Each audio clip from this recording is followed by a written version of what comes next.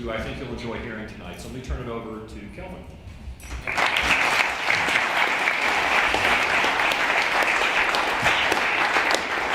Okay, let me just check you can hear me. Everyone can hear me? Okay, right. So the word is knackered, by the way, that's an English expression. So before I start, I was asked to dedicate this talk to Robert Lightfoot, Sam as I knew him. I did get to meet him, and he was an outstanding guy. I really enjoyed talking to him, sharing some drinks with him. And really sad, you know, he only emailed me 3 weeks ago, and he was optimistic, and it all happened so sudden. I'm sure that many people miss him who knew him. And you know, I had the honour of, as Les mentioned, I'm the editor of Jabers, and I had the honour of editing some papers that Sam appeared in. So here's one called Directed Energy for Relativistic Propulsion and Interstellar. No, sorry, that's Philip Lubin's paper. My apologies. I don't think you knew about relativistic propulsion, but communication, SETI, and strategies. And this is going to be a talk sort of focusing a bit on the SETI, so that's appropriate. And actually, the last technical contribution that Sam made was in the I4S new journal Axiom, which we're piloting at the moment on the second issue. And he produced a paper which is titled Lacking Tools, Information, Hope, the Results of the First Attempts in Colonization by the Spanish in a Strange New World. So what a contribution, what a guy, really be missed. So I do dedicate this talk to him, although it won't necessarily be about him.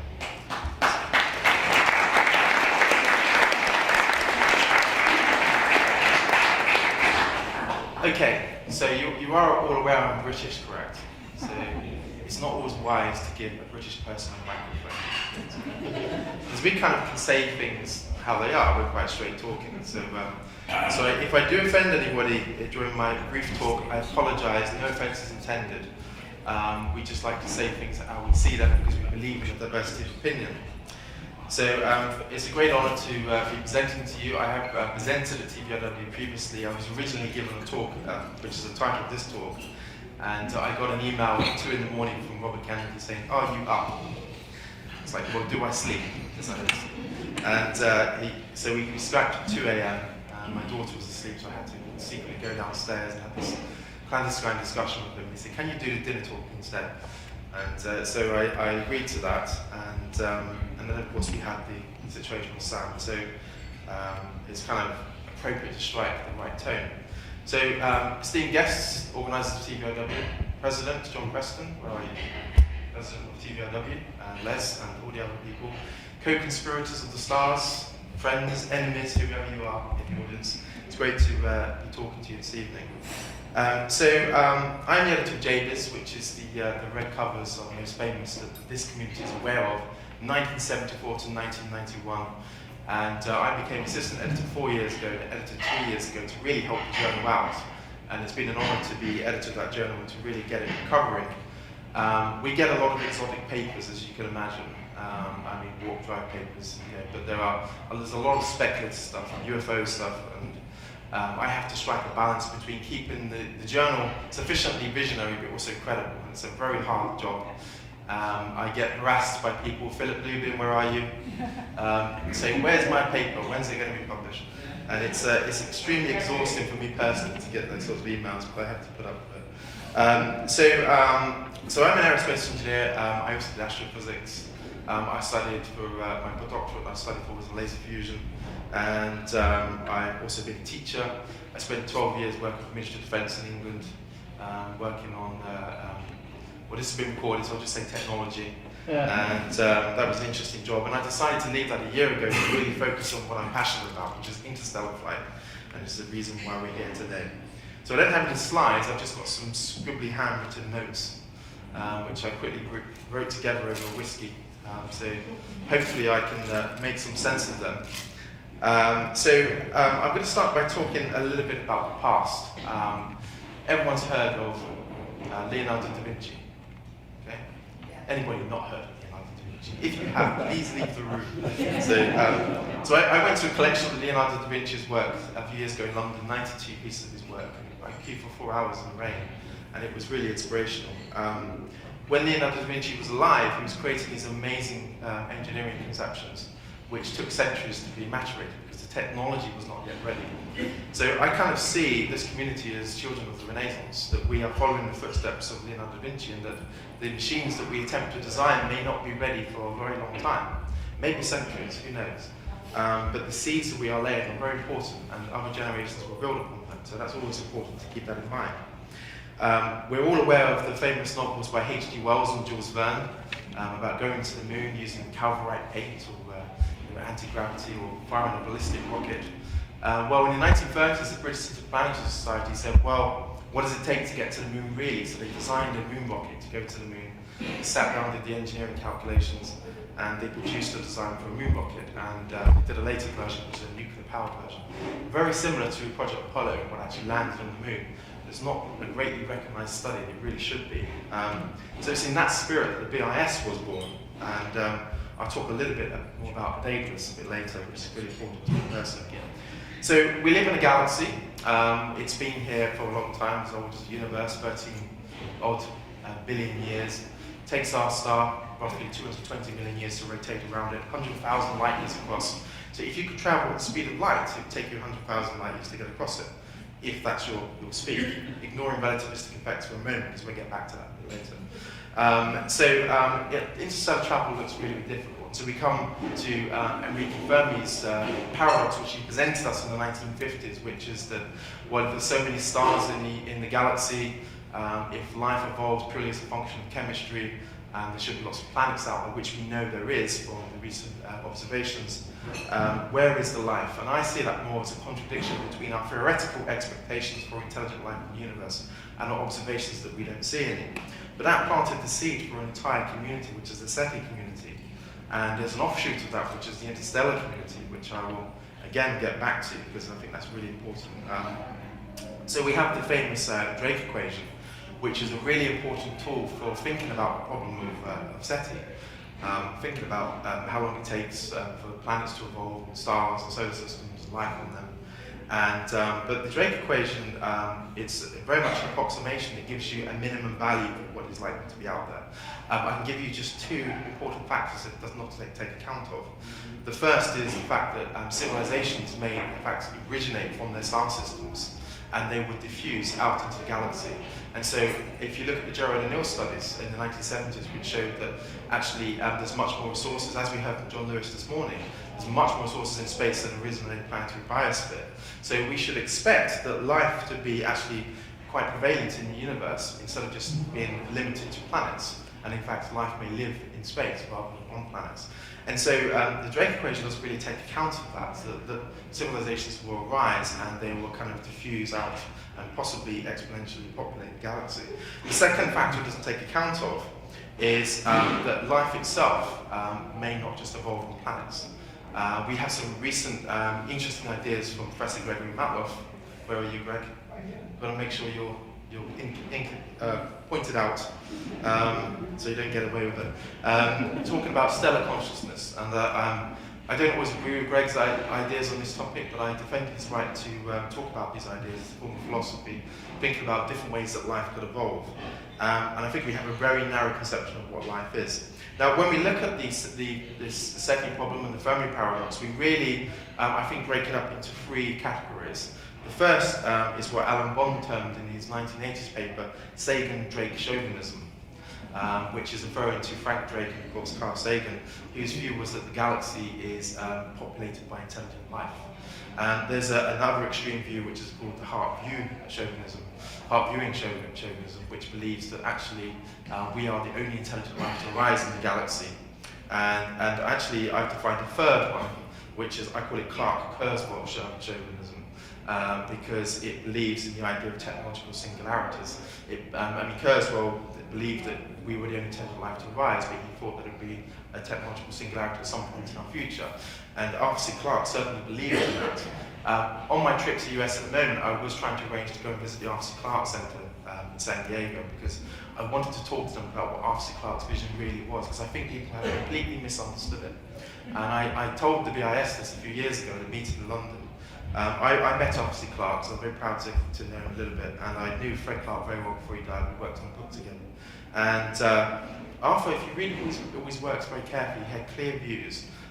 He did not believe that humankind was the end point of evolution. He believed that, in fact, humankind will transcend to something greater than ourselves, which he termed Homo electronicus, which is full-blown artificial intelligence. And he thought that was okay, that may lead to the demise of humankind, of humanity as we know it, Homo sapiens, but that was still a grand thing for us to do to facilitate that emergence. So it's similar to Kurzweil's ideas in terms of thinking about technological singularities. So when I went to the BIS and I was giving this talk, I said, you do realise you're really advocating for the end of humanity if you're really following Clarke's vision. Because that's what he believed in. He believed that in the future, humankind would evolve independent of Darwin evolution, and which is essentially what we're doing now, or close to doing. And so we will emerge into the galaxy as some kind of silicon-based life form. But he described it thus, that not only can you fly the starships, that you could sail the submarines, but you could be them. You could essentially transcend yourself, your thought process into the supercomputers on board, and you could be them. So it's almost like a biological machine. And but it doesn't. I don't think it necessarily means the end of humanity, but it means that we're something different. It means what we define as humanity as having 2 arms, 2 legs, etc. may change. And I think that's an important ethical issue which is going to face us in the future. Now, when I personally look at the SETI problem, I kind of split it into a couple of categories. The first is, I think there's an issue of observations. So the SETI community really thinks about particular radio waves. I think it's a very anthropomorphic extrapolation of what ET would do and how they would choose to communicate. I think it's likely that radio waves are actually the kind of steam engines of communication. And it's a big assumption, but you still need to do those studies. You still need to listen to the universe to see what's out there. I think it's an important thing to do. But there's an entire electromagnetic spectrum out there, and there may be other ways that we can detect things. And so I think we need to broaden our observations. The second thing is our interpretations of those observations. So one of the things that scientific method requires is reproducibility, for example, of a measurement.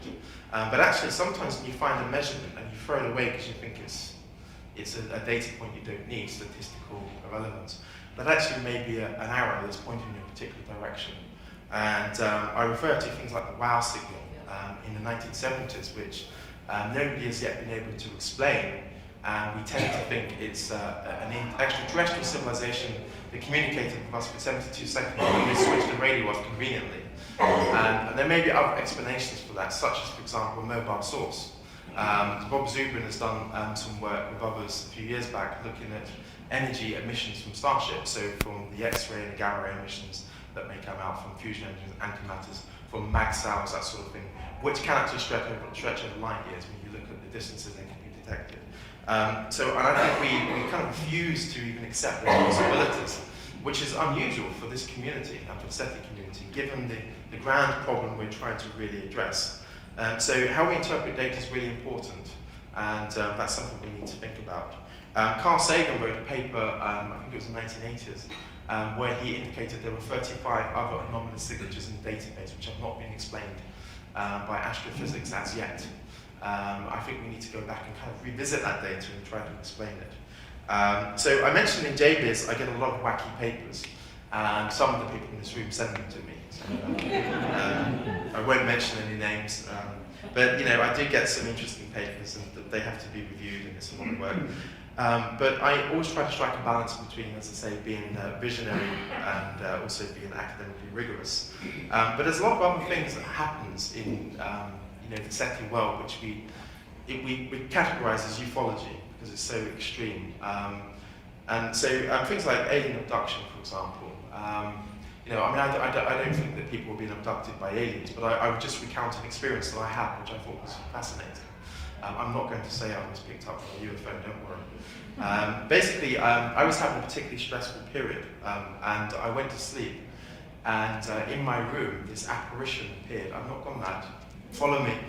This apparition appeared at the end of my bed, and I felt this malicious intent towards this evilness towards me, and I was scared. And this was only a year ago, and I was, what is this? You know, basically I wanted to wake up because I wanted to escape from this nightmare. And it happened twice, 2 days in a row. and I was getting a very big lack of sleep because I was looking after someone who wasn't very well. And me and my friend started looking it up, and we worked out it was sleep paralysis. Okay, so sleep paralysis, when you go to sleep, you have to have sort of 190 minutes of sleep times 4 to get in the REM mode to get a really good night's sleep. And sometimes if you're a bit stressed, you can hover between the limit of consciousness and subconsciousness. And so your body can be paralyzed, but you're slightly awake. And so this experience of this sleep paralysis, of seeing this creature, is very, very common. And a lot of people have it. And when I realized it, I was so excited because I was like, wow, that's amazing. That explains so much of the abduction. It seems to me. So that's just one experience that I can personally account, which I think is very interesting. There's another problem which creates issues for interpretation of data is the classified community. I mean, we only heard the other day about music being heard behind the moon on one of the Apollo missions. And although NASA said that was actually released in the 70s, very interesting data point to think about. But you know, the problem is that in the past, you know, the U-2 spy plane was used as a cover for UFOs and things like that, and that was admitted.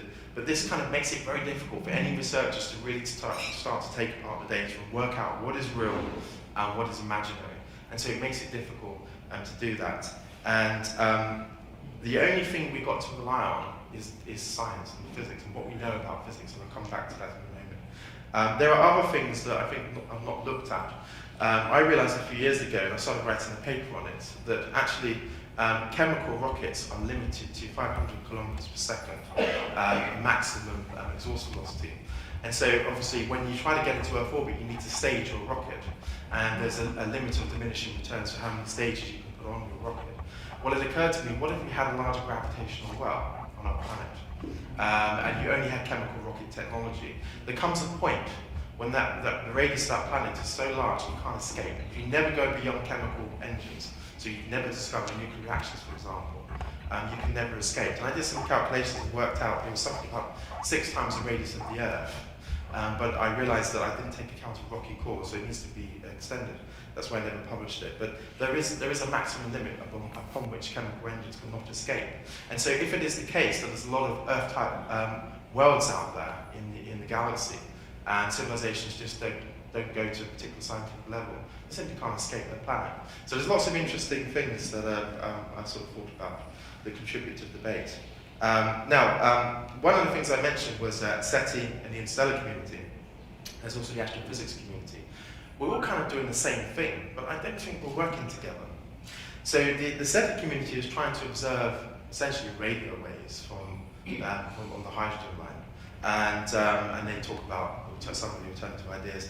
The astrophysics community are looking for data from astrophysical sources. And what do we want to do? We want to build starships, right? We want to build reconnaissance probes to go out there and actually see what's out there for ourselves. But I mean, if I'm honest, I've been in this community since 2007. I've had very little interaction with the SETI community. Now, I could go to SETI conferences, but I'm just thinking about the Interstellar conferences that I've attended. And it seems that those two communities are not really talking in the way that they should be. And in fact, it's even worse than that, because in 2012, at a conference in San Francisco, I think it was San Francisco, the former institute director of the SETI Institute, Jill Tarter, made the statement, the Starship is effectively impossible. And I have an issue with that statement because I don't think that's a qualified statement to make. And it's, you know, so that's the kind of conversations we need to have, because there needs to be a harmonization of the knowledge and a cross-transfer of ideas so that we can improve the chances of the SETI community and they can help us as well. And I feel that's a communication issue that we need to really address. Okay, so this is another slightly controversial issue which I'm going to voice, which is there was a wonderful talk earlier on ethics. Where was the young man who gave that wonderful talk? Okay, so very good talk, really enjoyed it. I'm afraid I disagreed with it all. I did say I was English, I'm afraid. I'm in agreement with one of my esteemed colleagues, Professor Rachel Armstrong, who's an architect at Newcastle University. And we've debated this, and we've come to the conclusion that basically the way we're conducting space exploration is anti-life. In that if you think about planetary protection protocols, the 1967 Outer Space Treaty, we worry about life or bacteria on spacecraft contaminating other worlds, or we worry about the bacteria on those other worlds contaminating us. And I think that's a ridiculous position.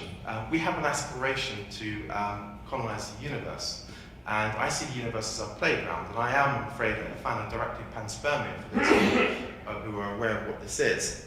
But if you think about it, 90% of a human being is non-human bacteria. Okay? So we have a lot of non-human cells in our body, something like 10 trillion. Okay, so there's a lot of us already which is non-human. And yet we're worrying about going out into the universe and contaminating other worlds.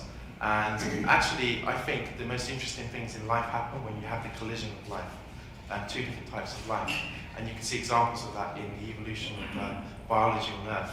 And so, you know, that's an issue I have, is I think that I can understand the ethical reasons for planetary protection, but when we say things like, if we went to Mars and we discovered there was bacteria on our spacecraft, that's a waste of all of our money, I'm afraid I disagree. I think actually it's much more interesting to take bacteria to other worlds and to see what happens. And the day when we, I think, grow up and realize that is the day when we can really become an interstellar civilization. I did say that was a controversial view. And yet we do things which are contradictory, such as we take our spacecraft when they've finished on their journeys and we say, well, okay, we will plow them into the atmosphere of Jupiter or Saturn because the pressure will just burn them up. How do we know there's no life forms on those worlds? How do we know that there's not great big jellyfish in the same way that Arthur Clarke talked about in these meetings of Medusa? And they're kind of floating around doing their own thing, and suddenly this robotic spacecraft comes flying in and collides with them. I'm sure they really welcome that. So you know, there's a contradiction, I think, in our philosophies, and that's something we need to take on board. And then this brings to heart the question of what is life. You know, that's a really biological question. I'm not a biologist, but I'm sure some of you have read Schrodinger's What is Life? Anyone read that book in this room? It's a very good book, I really recommend it. So Schrodinger has a definition of life as being basically something that resists the decay to equilibrium. So it's an energy transfer, it's something which essentially a living condition where you have energy moving from one thing to another. And so he has a very physics definition of what life means. And I do think we need to broaden our definitions of what life is. I remember when I was at school learning about the definitions of life, photosynthesis, criterion for life. And then we discovered all of these beautiful life forms at the bottom of Barrow Trench, which may also be on Europa because of the gravitational tidal interactions between Jupiter. That's really, really exciting. So our definitions of life are very narrow, and I think we need to really broaden those. And I mentioned I was a fan of direct panspermia, the idea that we can actually take life out into the universe and to see what happens. I do appreciate it has ethical implications, but if it is the case that we are the only intelligent life in the galaxy, forgetting the universe for a moment, then I think we have a duty to actually do that. If it is the case that the universe is teeming with life, well, point them to me, tell me where they are. Perhaps we haven't explored our own solar system enough, maybe we'll know in a few years. There's suggestions there could even be life on Mars today, which are, you know, we wait to see what we detect. So the other thing I wanted to mention was the Interstellar Community, which I'm really a part of. And some of the issues, so going off topic a little bit. So I did say my notes were rather random, so you did apologise. I've been working since 2007 in this community, and I often wonder what the definition of life is in this community, and intelligence, because sometimes there can be a lack of it. And there's all these wonderful interstellar organisations that have sprung up over the last few years doing great work. But what I see is a lack of communication and cooperation between those organisations. And I mean, I have myself been a part of some of those heated debates, shall we call it, to be polite. But you know, it's important that we talk and we work together. And the important point I want to make is that it's a big field, and there's room for lots of diversities of approaches. We haven't all got to pursue the same approach. Some people can take the incremental approach. Some people can take the fast route, kind of Kennedy get to the moon in 10 years approach. Some people can take whatever route they want. The point is we're all talking, we're all moving in the same direction. And I think that's what's missing from the community. And this gathering kind of is what helps, because there's people from different organisations, and Les has organised a meeting later which helps towards that end. But I think there needs to be more of that, and there needs to be less of the clashes between personalities. So the other thing I wanted to talk about was expansion of humanity into the cosmos. So I looked at humans. If you try to plot humans moving out into the solar system. So we know humans. The first human was 1961 with Yuri Gagarin, the Russian. And then we had 69 boots on the ground on the moon, Neil Armstrong. And then you could make a reasonable extrapolation about when Mars is, maybe 2030, 2025, depending on whether Elon's going to get there first, maybe one of them does. And we all certainly hope he makes it. But there's other great horses coming up in the shadows, the Chinese, for example. So that gives you 3 data points, and you can start to look at that. And what it shows is that human exploration is basically linear in its rate of change and its growth out into the universe. You look at the robotic probes, it's a different picture. So right from Sputnik 1 in 1957 to everything that's happened since, and it looks like low growth exponential in terms of its rate of evolution. And so this implies that certainly robotic probes are going to get to the stars way before us. And that's an important thing to keep in mind. And of course, as our technology moves forward, that will get even faster. And one of the things I looked at was linear versus basically exponential disruption. And the exponential disruption can put you in a much better launch date than you would otherwise think. Things such as 3D printers or SSTO technology, or magical warp drives, I'll get to that in a moment, which changes everything. So, but the thing I wanted to bear in mind is that as our technological prowess continues to grow, but the population of the planet, which is also growing, only a smaller and smaller percentage of the world understands that technology, there is the risk that you're not also growing the wisdom to manage that technology. And so there's also an increased probability of conflict, or issues arising where the technology can be in the wrong hands. And so that's something we definitely need to manage, and I know that Carl Sagan used to talk about that quite frequently. In the last section of this talk, because I'm trying to keep within half an hour, which is what I was asked to do, who's read the Foundation series? Isaac Asimov. Right, so what an influence. I mean, so many people read the books. I no doubt there's many people that met him. Greg, Jeff, you probably all met him. And I would love to have met Isaac Asimov. When I first heard his voice, I was amazed. What a colourful character. In the Foundation series, he has this idea of psychohistory. This idea that you can actually predict, using statistical mechanics, essentially, the evolution, the rise and falls of civilizations. And he got the idea from Gibbon's rise and fall of the Roman Empire, and he was also thinking about molecular dynamics. And he actually concluded that it wasn't possible because if you take individual particles, they're just defined by a few numbers.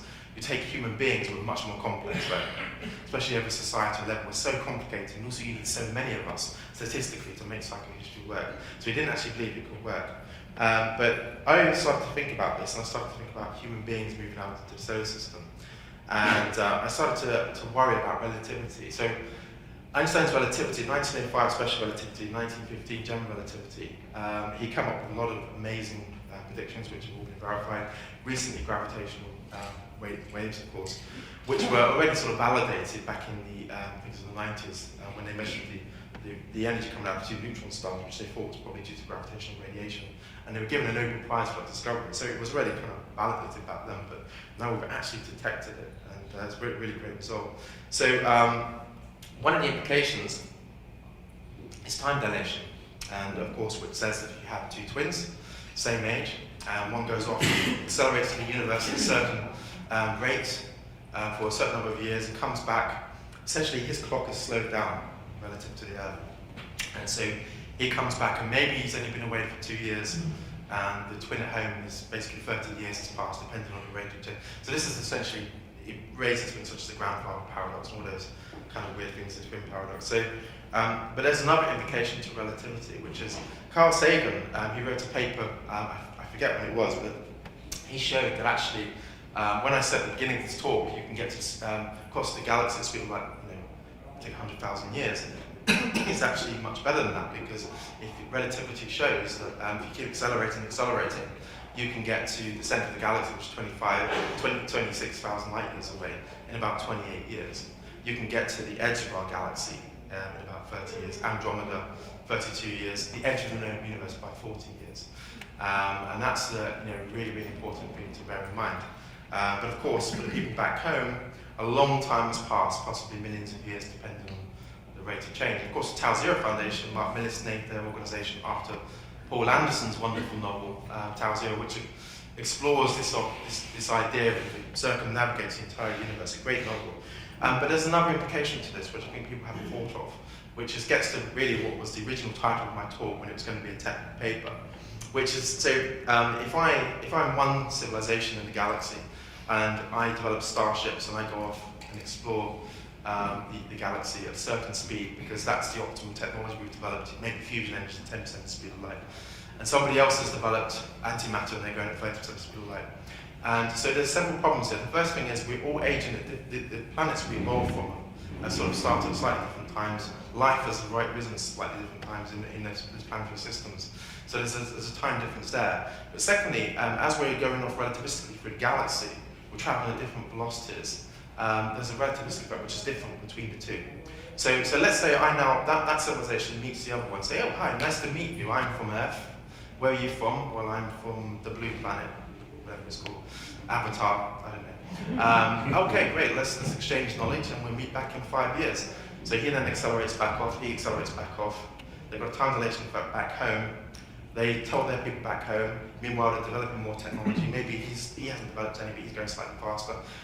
And they come out and it's like, well, hang on a minute, where's the guy who was agreeing to meet? But there's a relativistic factor. So if you now multiply that problem, if you had 100,000 civilizations in the galaxy, say, over the entire galaxy, it's got 400 billion stars in it as an upper limit, you have a different relativistic factor for all of those starships in the galaxy. And so it becomes problematic to conduct meaningful communication with any other civilization that's more than a few light years away. If you go to someone's Alpha Centauri, 4.3 light years away, and if you're only traveling 10% speed of light, the relativistic time dilation factor is not so significant. But if you're much further away and you're going much faster, and this acceleration is the key thing, then it becomes problematic to actually conduct any meaningful dialogue, because everyone just gets confused with all the time dilation effects, because it's all a function of the different speeds you're all going at, with the different technologies. And I call this temporal spaghettification. That's the name I gave it.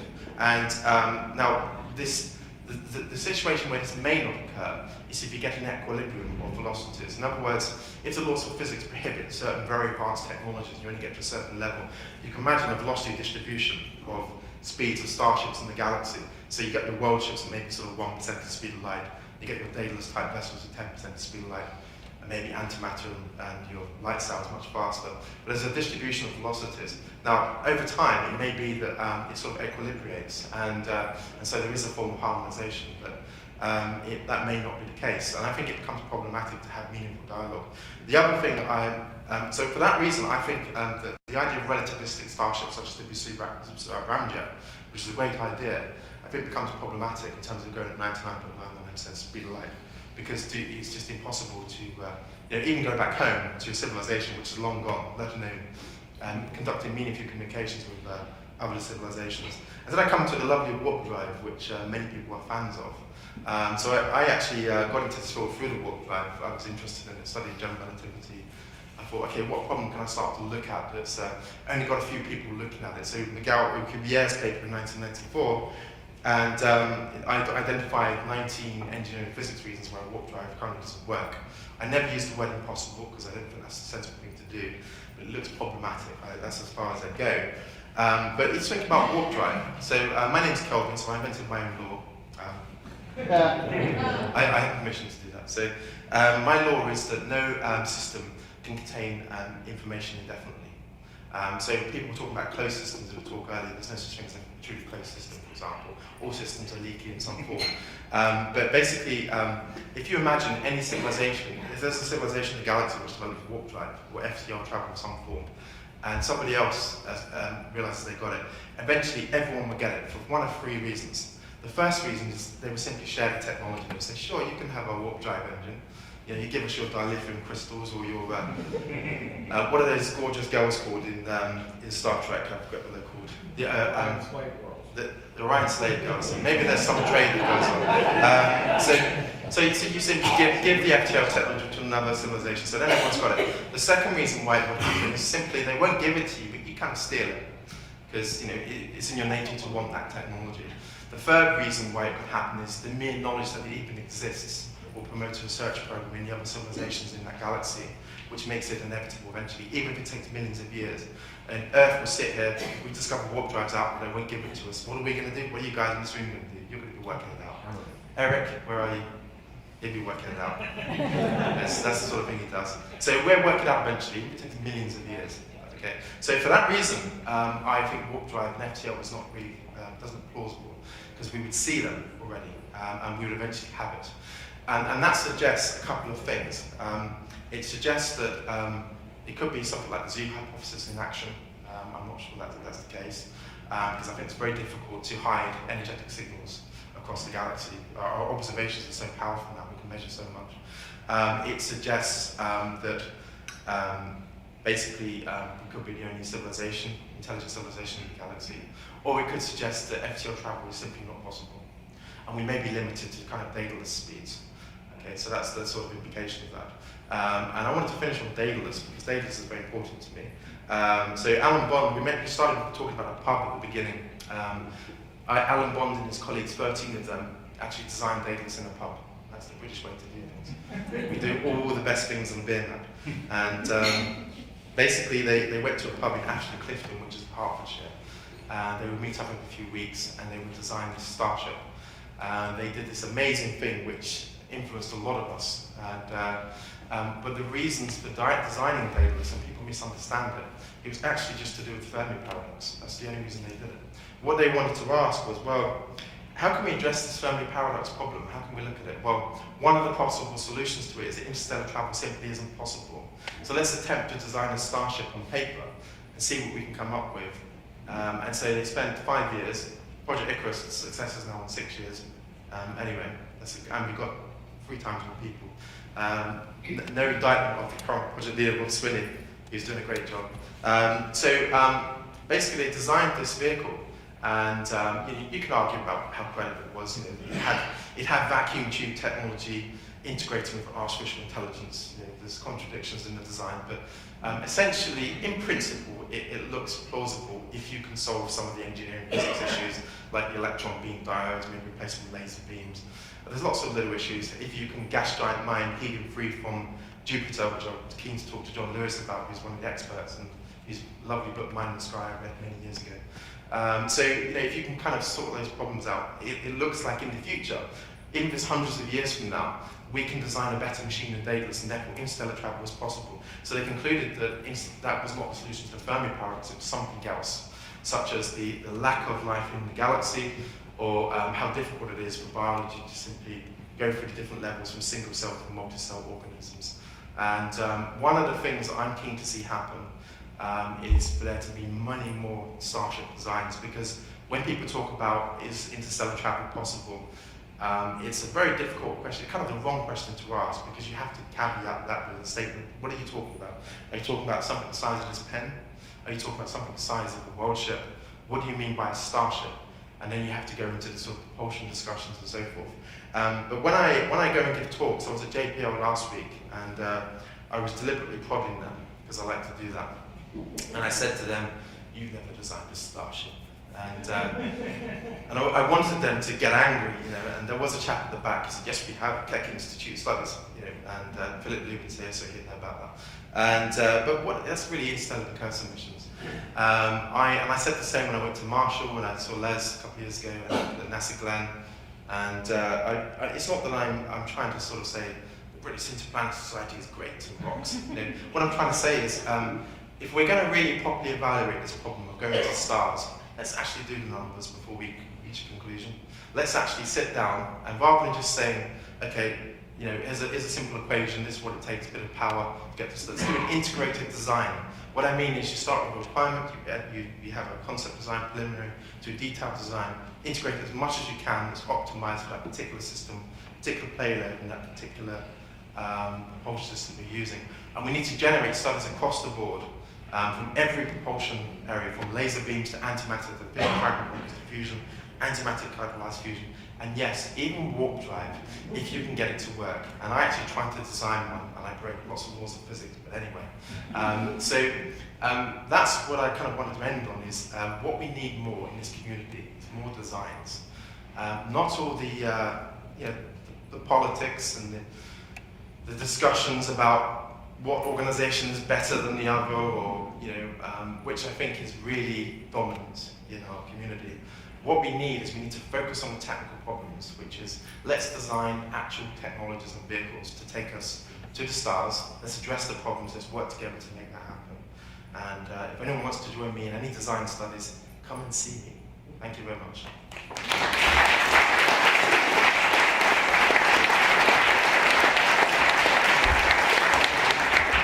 And can I ask you just one more time to raise your glass to Robert Sam Lightfoot in his honour. Sam. Okay. I think we have time for about 2 questions.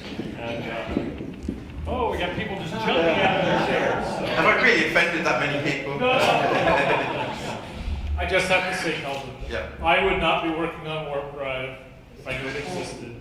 I would be working on even bigger death rays. You're my new personal Spaghettification, does that make you a Pastafarian?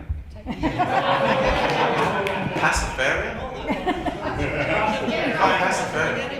Flying spaghetti monster. Very good. There actually is a working warp drive. I mean, it's very simple conceptually.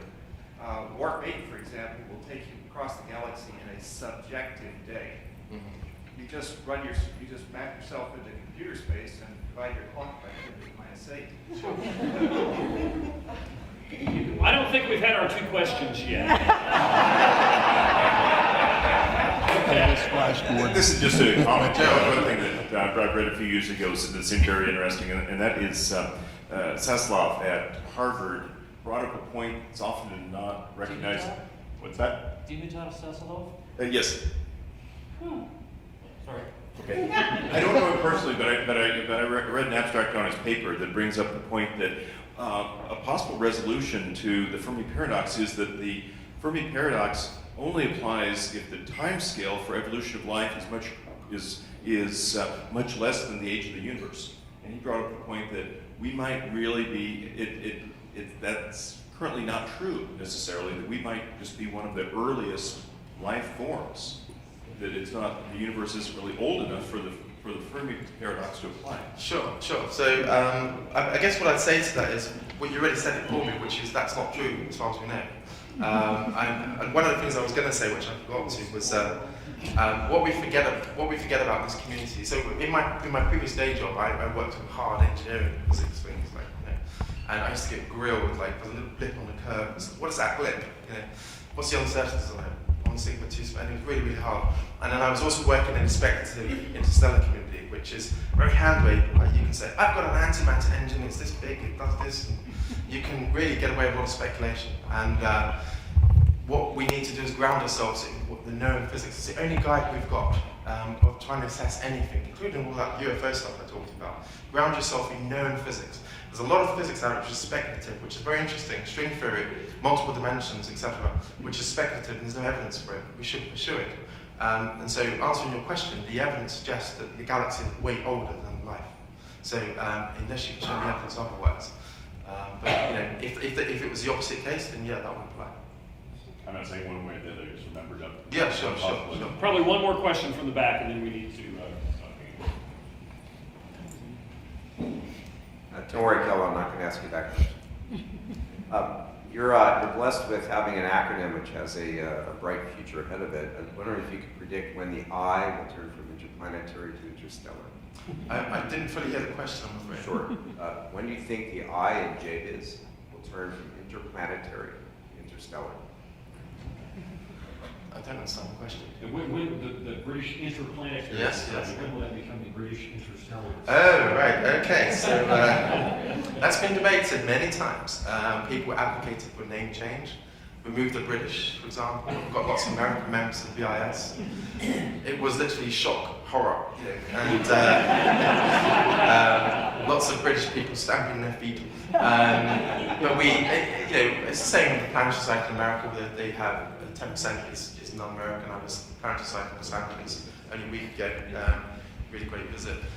So it has been debated, the idea of changing to Interstellar Society, and I think there's an argument for that, but it takes a long time to establish any kind of marketing of any name. But I think it's more respect for the ancestors who got us there. And the BIS was started in Liverpool, for those who don't know, the same place as the Beatles, and then it moved to London. And then moved from there.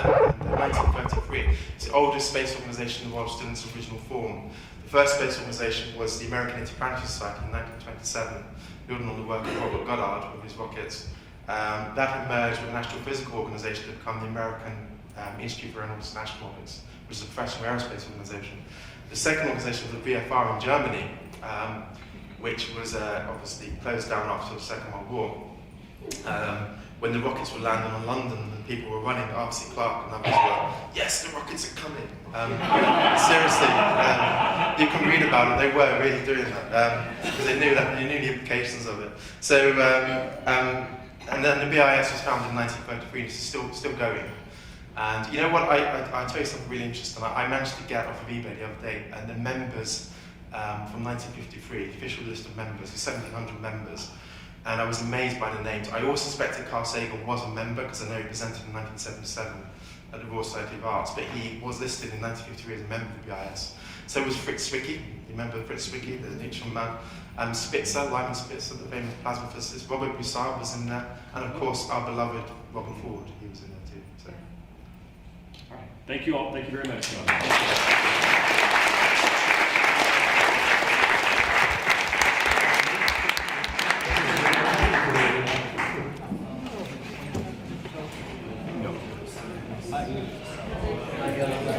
It's a very